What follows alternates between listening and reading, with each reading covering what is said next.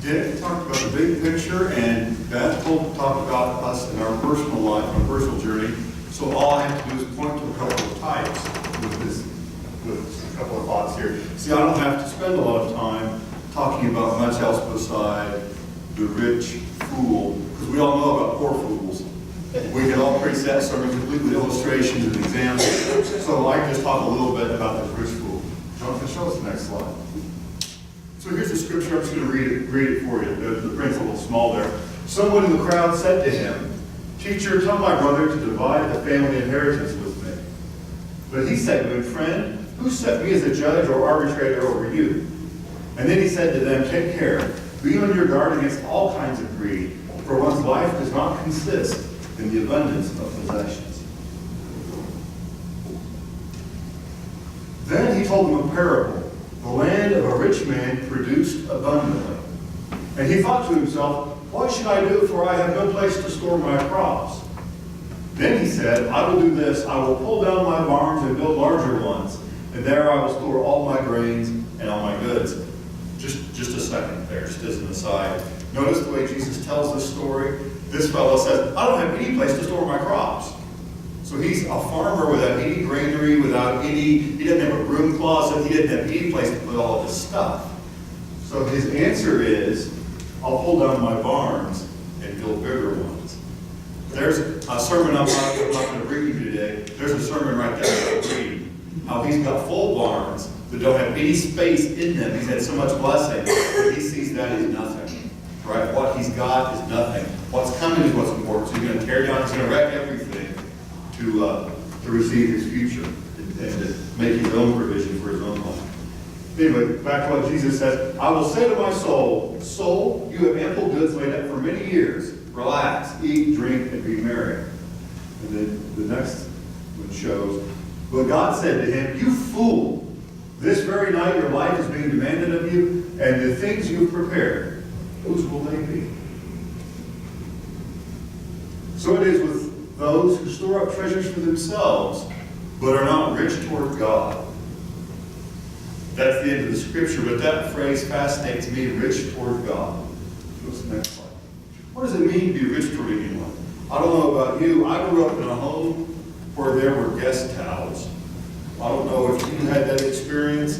There were guest towels in the house I grew up in. Those were not to be used by anybody named Harper.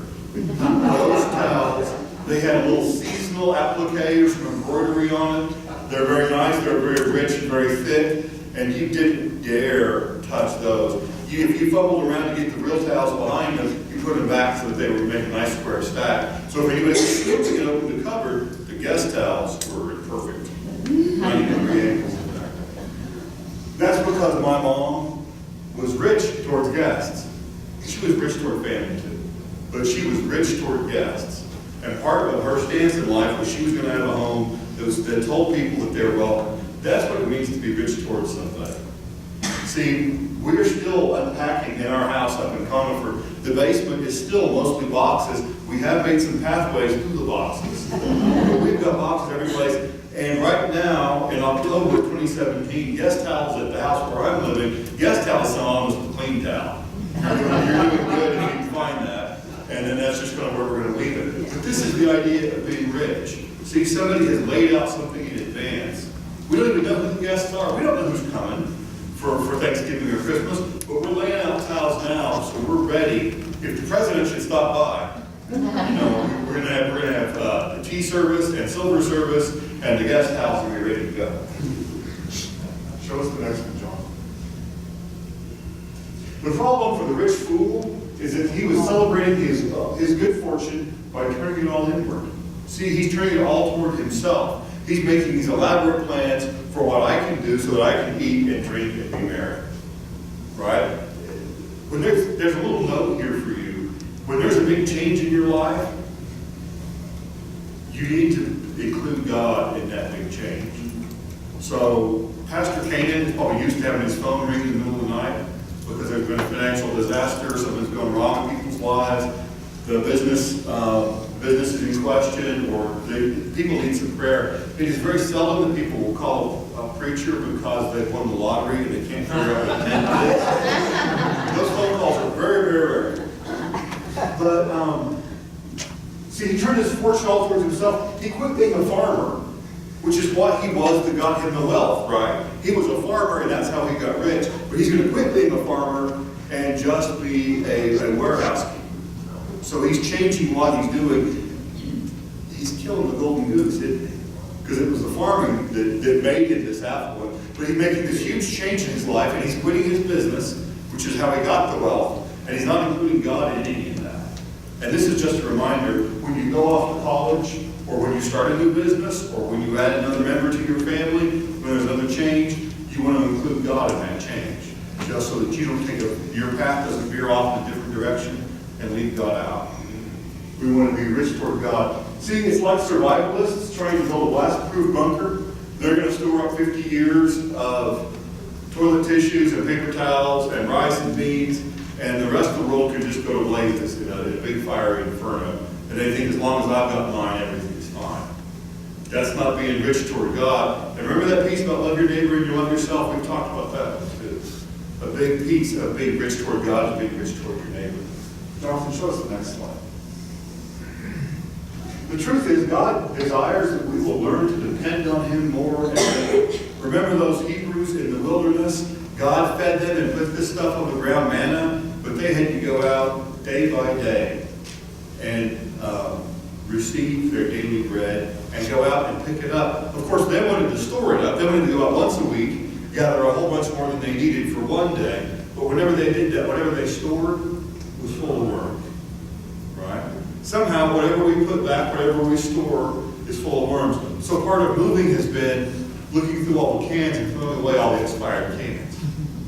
And then, when we get to Colorado, somebody's got to unpack those boxes and throw away the expired cans that accidentally got packed.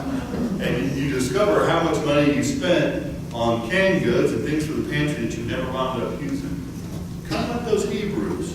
Kind of like those Hebrews were supposed to be living by their daily bread, but tried to store up for themselves. Kind of like that rich fool who tried to store up for himself. The truth is, God desires that we will learn to depend on Him more and more. Not on our storehouses, not on our bunkers, but on God. Instead of seeking to be independent of Him, we should lean on Him for our daily bread. Go ahead, John. See, when your hand is clenched in a fist, grabbing every last dollar, your hand is not open to receive God's blessing. It's either one or the other. You can't be a grabber at the same time as you're open to what God has.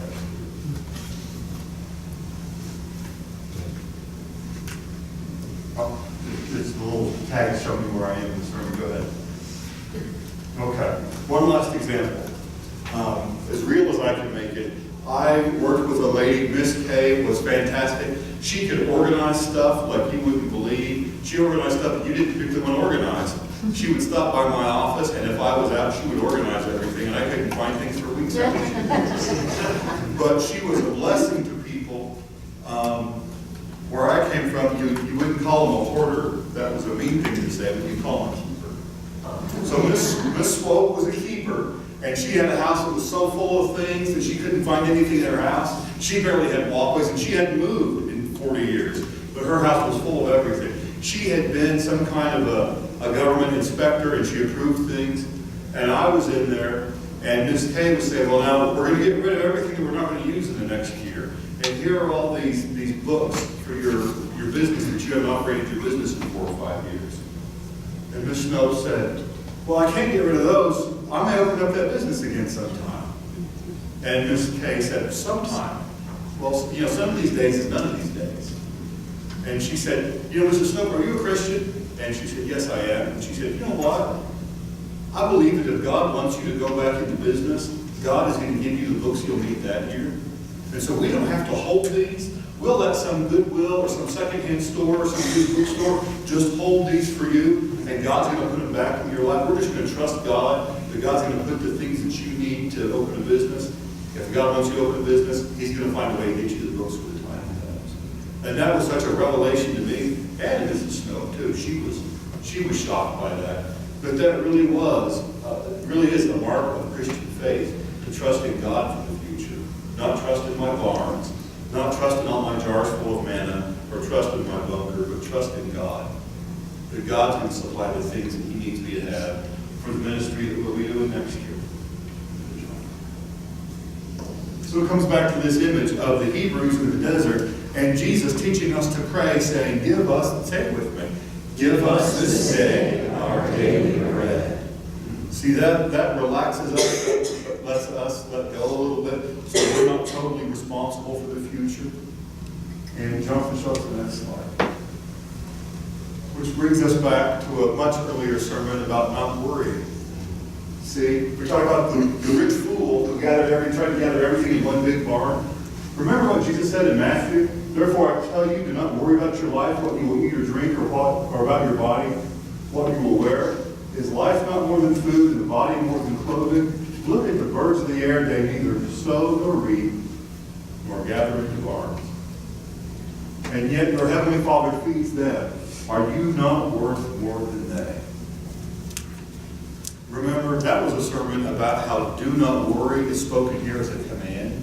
It's not a recommendation, it's not a serving suggestion, it's not best practices. It's a command. Do not worry. And so the urge to build a bigger barn, the urge to set up the perfect retirement plan, the perfect pension fund, all of this is taking responsibility that belongs to God and making it ours. It's not the same as being rich toward God. I want to be rich toward everybody, certainly. Rich toward God. So get out the guest towels. Well, let's close with that. One more thing. Be rich toward God. That's exactly right. That's the whole point of this.